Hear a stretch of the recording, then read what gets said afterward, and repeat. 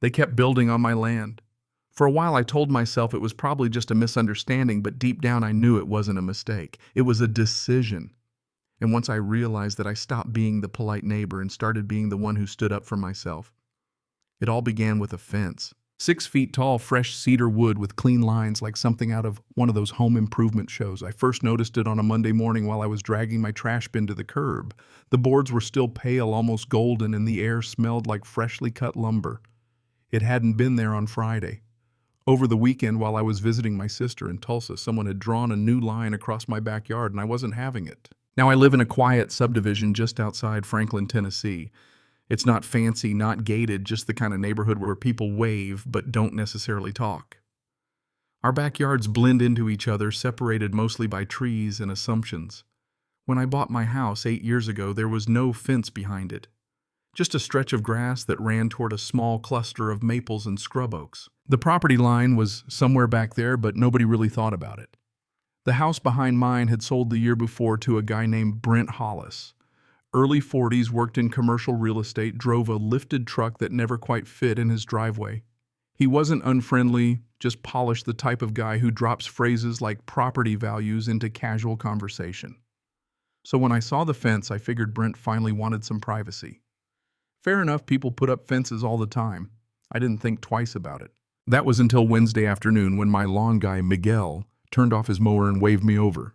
"You know your yard goes past that fence, right?" he asked, pulling off his ear protection. I laughed it off at first. "I'm pretty sure it ends around those trees," I said. But Miguel wasn't dramatic. He's steady observant. He notices things. He'd been cutting my grass for 3 years, and if he said something was off, I had to listen. That night, I dug through the paperwork I hadn't touched since I signed the closing papers, plot map, survey, warranty deed, and there it was. My lot didn't stop at the tree line. It extended 10 feet past it. 10 feet past that brand new fence.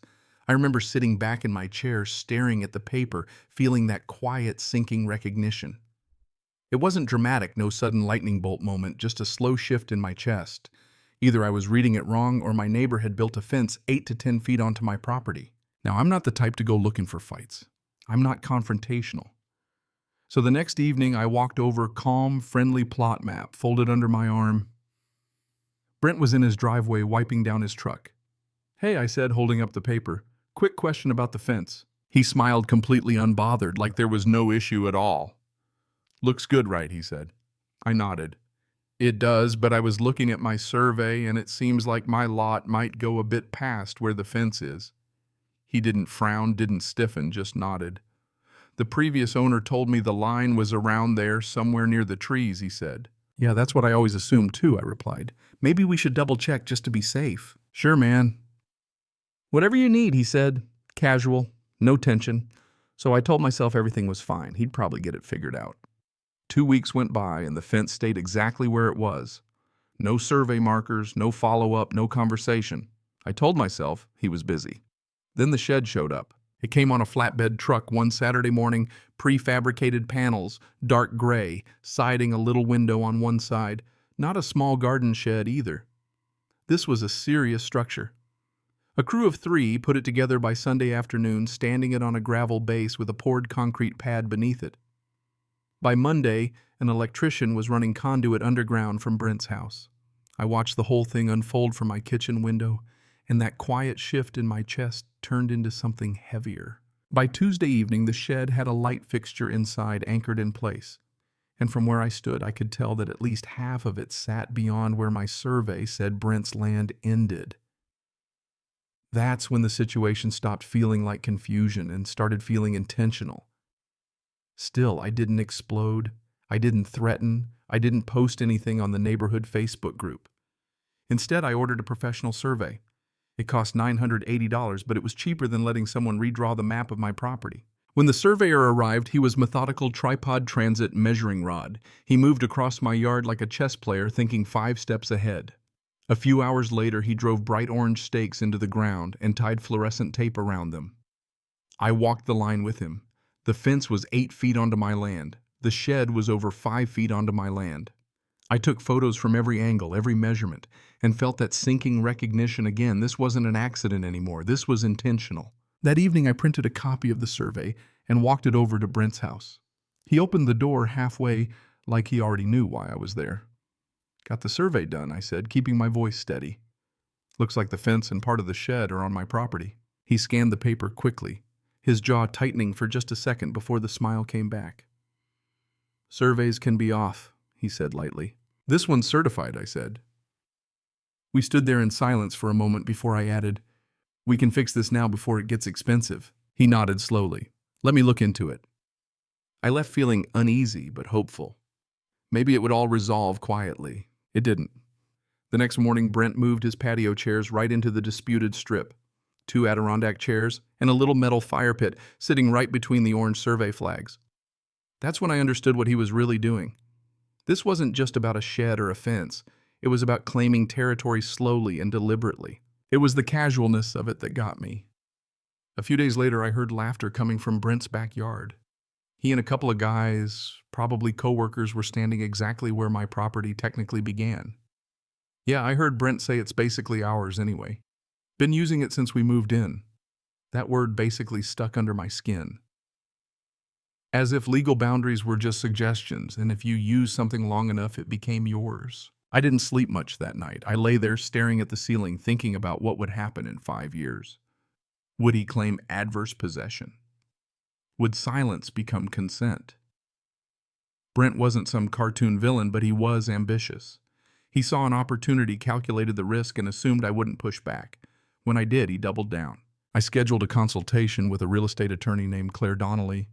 She listened to everything: the fence, the shed, the survey, the chairs, and nodded. In this county, she said, structures crossing a property line are a serious zoning issue, especially permanent ones. And if you ignore it long enough, he could attempt an adverse possession claim. The next step wasn't dramatic, though. It was a process. I filed a boundary complaint with the city zoning office. A week later, 2 city inspectors showed up. They knocked on Brent's front door first, then spent half an hour in his backyard measuring, taking photos, and comparing the shed's position with something on a tablet. Brent's posture changed as the conversation went on from relaxed to rigid, arms crossed, jaw tight. Later that day, an inspector knocked on my door. "Mr. Callahan," he said, "we've confirmed the structure crosses the property line and violates setback requirements." He has a permit, but not for that placement. The notice came fast, and so did Brent. That evening, he knocked softly at my door, holding up the notice. "This is insane," he said. "They're threatening daily fines." "You were warned," I said quietly. The next morning, nothing had changed. Day 31 arrived. The fines started accumulating. The shed stayed put, stubborn, like Brent was daring the city to follow through. Then on day 45 it happened. A private contractor came by. 2 guys dismantled the shed. It took them all day, but by the end it was gone. The fence came down next, post by post. By the time they finished, my backyard was open again, wider breathing. But Brent never looked at me. The next few weeks he avoided me completely. The neighborhood buzzed with whispers, but no one really talked to me about it. And me, I learned something. Calm doesn't mean passive. You can be measured and still be firm. Now, when I stand in my backyard, there's no fence cutting across the wrong place. No shed casting a shadow where it didn't belong. Just open grass running back to the true line. But here's the question I keep turning over. If Brent had come to me before building anything and said, "Hey, I misjudged my lot size. Would you consider selling me a strip?" Would I have? Maybe. If he'd acknowledged the mistake immediately instead of planting chairs like a flag, would I have handled it differently? Probably. That's the part that lingers. Not the money lost, but the choice to assume instead of ask. So I'm curious, if you were in my position, would you have let it go? Signed the easement, sold the strip? Or would you have done exactly what I did? Let the city enforce the line. And if you were Brent, at what point would you have stopped? This story made you think, hit like. And if this story made you think, hit like. And if you want more real stories about neighbors' property disputes and the quiet ways people test each other, subscribe and stick around. Because sometimes the most dramatic battles don't happen in courtrooms. They happen 10 feet behind your house. Cảm ơn các bạn đã xem video.